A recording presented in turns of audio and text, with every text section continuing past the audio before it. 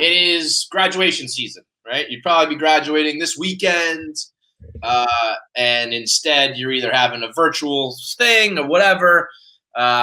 So we're here to talk to the graduating class. I feel like 2020. Whew, that's brutal. Dude, I just started watching Parks and Rec for the first time because Ben Schwartz is my new man crush. Yeah.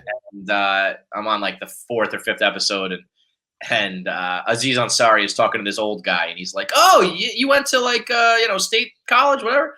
Like I had a friend who went there. What year did you graduate?" He's like 1968.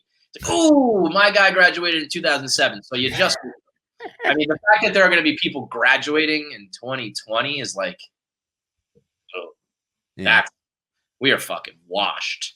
And being this washed, we can speak from a perspective of experience. And one thing I've always done here at Mailtime, when we covered the corporate world, it was a little bit scared straight. It was like you were going to a prison and talking to the inmate, and I was telling you what to avoid and what's going to happen and how to prepare you.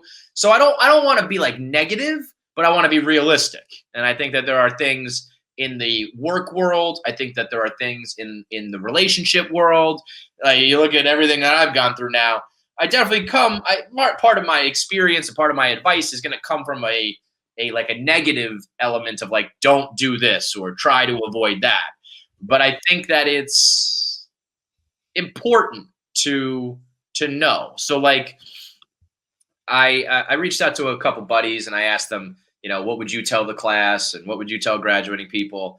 And I did some Googling and I was just reading up on shit. And I saw this one quote. I don't even know where it's from. I think it was just like a Medium post or whatever.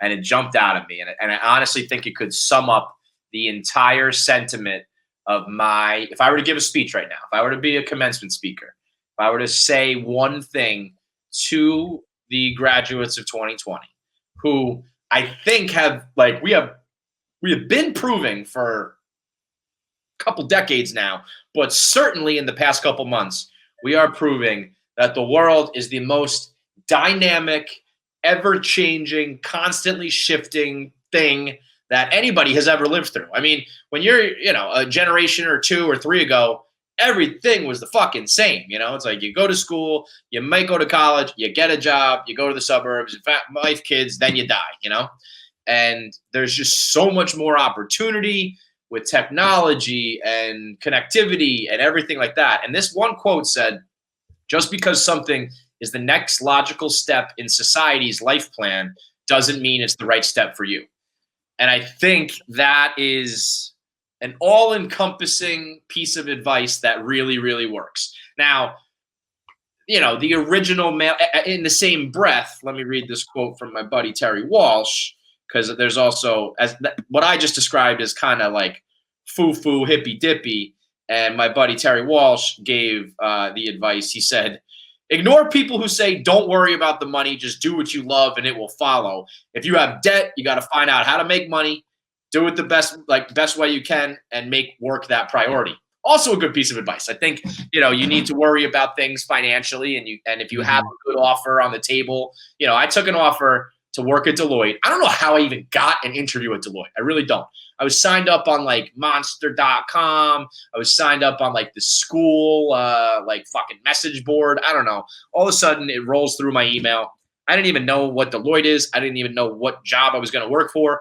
All I know is they offered me $65,000 and another $10,000 because I had my MBA. So me out of school making $75,000, I was like, what fucking ever. I don't care what it is. Let's go.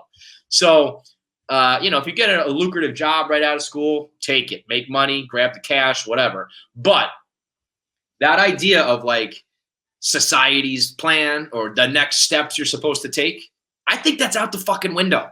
I think that's totally gone. I think you can go ahead and follow that if you want. I think you have to kind of decide what kind of person you are. Like I've always been a little bit like paradoxical in the sense that I was like, be normal, be mediocre, work at your job, make your money, and have your fun outside of work. But that's what I said. What I did was like all on a good paying job and risk it all and do this stupid blog thing. And it ended up working out. Like, cross my fingers. Like, I think I got lucky. I don't necessarily think I would recommend that for everybody else. But the point being that when I did it, it was like a risk. And 10, 11 years later, I think it's less risky. It's like everything else, there are more blogs, there are more social media accounts, there are more ways to make money in a field like this and in other alternative fields. And, if there's ever been a time in society to say like, fuck it, I'm not just going to go the regular route. It's when you're going to have a 5G fucking phone in your hand and you got Joe Rogan changing the landscape of media and you've got, as bad as it may have been, you've got people shaking up the presidential election. You've got, guys like Dave Portnoy can make $100 million. So if you're even prone to take a risk at all, if you're even thinking a little bit about doing something alternative, if you've got even a little bit of talent or a dream, I mean, how do you not go for it right now? And I know that you got to have rent money and you got to pay your student loans and you might have other responsibilities. But other than that, when people tell you when you're younger to like not worry about the money and not worry about jobs and now's the time to take risks, it really fucking means it, because like I couldn't if I wanted to right now. I just can't. Once you have a wife and kids or an ex-wife and kids and whatever it may be, you will eventually be stuck with like life's burdens. So do it now. Like, travel now, risk it now, and don't. I mean, I totally fell victim to like, well, I'm about 30 years old. I'm dating someone who's like solid. We're good. Let's get married. All right, we got married. Now it's time for kids. It's time for a house. It's time for the suburbs. That didn't fit us at all. We were apartment people. We were city people. We were social people. We're not homeowners, but we followed the plan, and it totally fucked us. It totally fucked me up. Totally fucked up our marriage. And it was like, I truly believe that 40 is the new 30. I truly believe that you don't necessarily need to be married anymore. I think that having kids is more of a choice than ever. I think why would you ever assume that society's like plans fit absolutely everybody? Yeah. Yet in the same breath, I will always tell you, be normal. Like a healthy dose of conformity is probably best to like have friends and have I guess there's a trade-off. Like, I think about what I did with Barstool.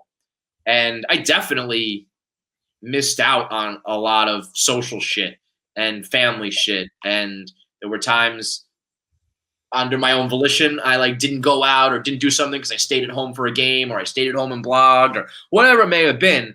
And, I think I've had a great deal of professional success, but the trade-off was like some, social happiness and stuff like that. So, a healthy balance of everything. But more than ever right now might be the time to say like, fuck it, that's not the path for me. Yeah, I don't think the corporate ladder exists anymore.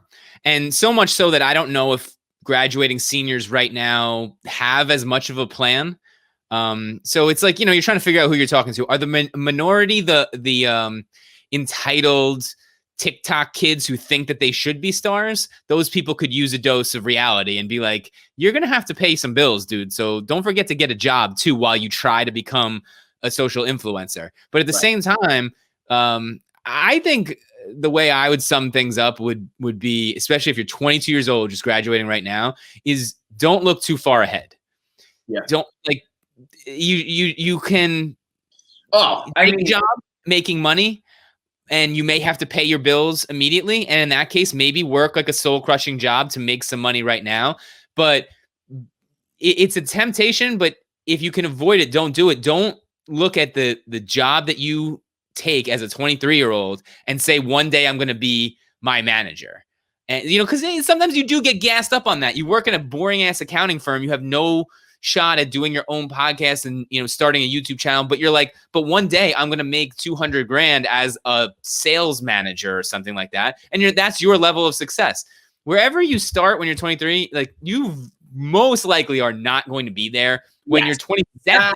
That's the thing, is like the idea that you know what the fuck you're talking about yet, and B, have set forth a plan and a ball that's rolling that is just going to stay in this direction, and you are going to be like no shot.